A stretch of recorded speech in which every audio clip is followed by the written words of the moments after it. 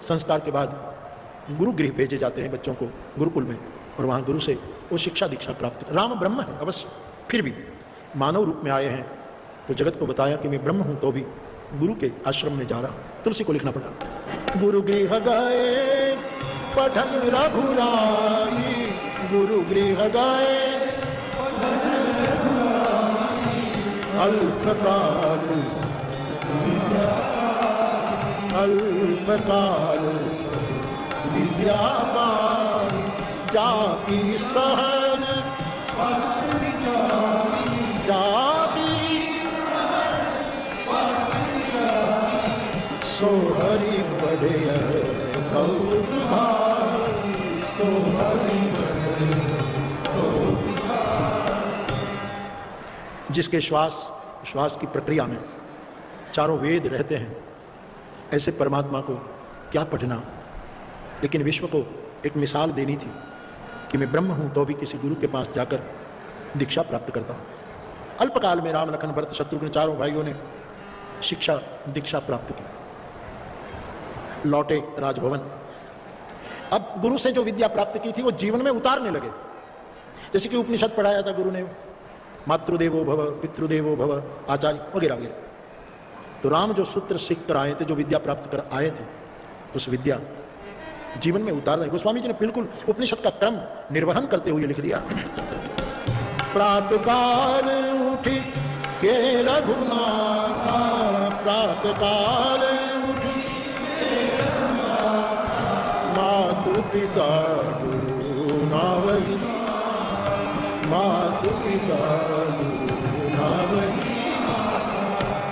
सुबह में भगवान पहले माँ को प्रणाम करते हैं, फिर पिताजी को प्रणाम करते हैं, और फिर जो सर्वोच्च स्थान माना गया गुरुदेव को प्रणाम करते हैं। उपनिषद के सूत्र का सुंदर रूप से निर्वहन करते हैं। मैं भी प्रार्थना करके आगे बढ़ूं। बच्चों को, युवाओं को चाहिए कि भारत है, हमारी पूर्वीय सभ्यता है, बड़ी गहरी जड़ें हैं हमारी। बुजुर्गों को, माता पिता को, घर में जो ज्येष्ठ हो उनको सुबह शाम प्रणाम करो। चलो प्रणाम करने में संकोच होता हो तो कम से कम मेरे घर में मेरी माँ देवता है, ऐसा हृदय की आस्था के साथ मानो। मातृदेवो भव।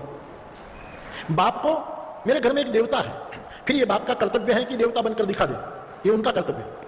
लेकिन हम अपनी श्रद्धा से माने कि मेरा बाप देव है, मेरा गुरु देव है। ये राम कर रहे हैं।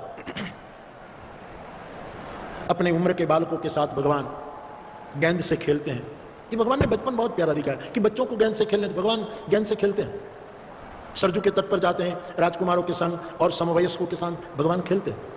बच्चों को खेलने देना चाहिए। आज की शिक्षा इतनी बोझ बनी है कि बच्चे बेचारे खेल नहीं पाते। स्कूल में इतना, फिर होमवर्क, फिर ट्यूशन का बिलक सब्जेक्ट का टीचर आ जाता है, खेलना तो गया बिल्कुल।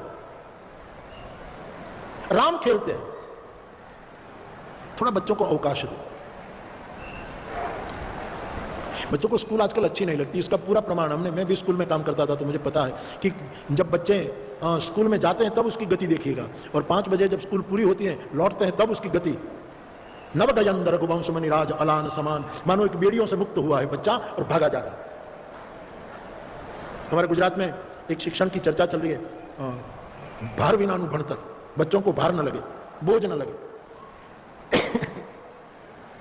बाप, बच्चे थोड़ा खेले, उसको अपनी मौज में थोड़ा रहने दो।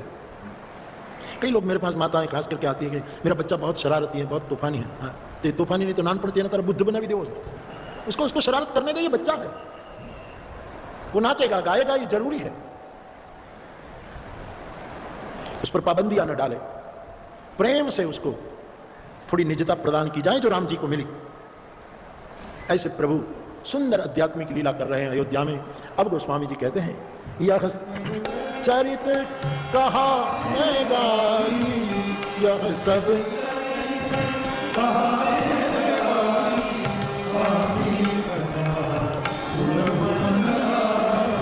आगिरी कथा। गोस्वामी जी कहते हैं ये सब चरित्र तो मैंने आपको सुनाया गा करके, अब आगे की कथा सुनो।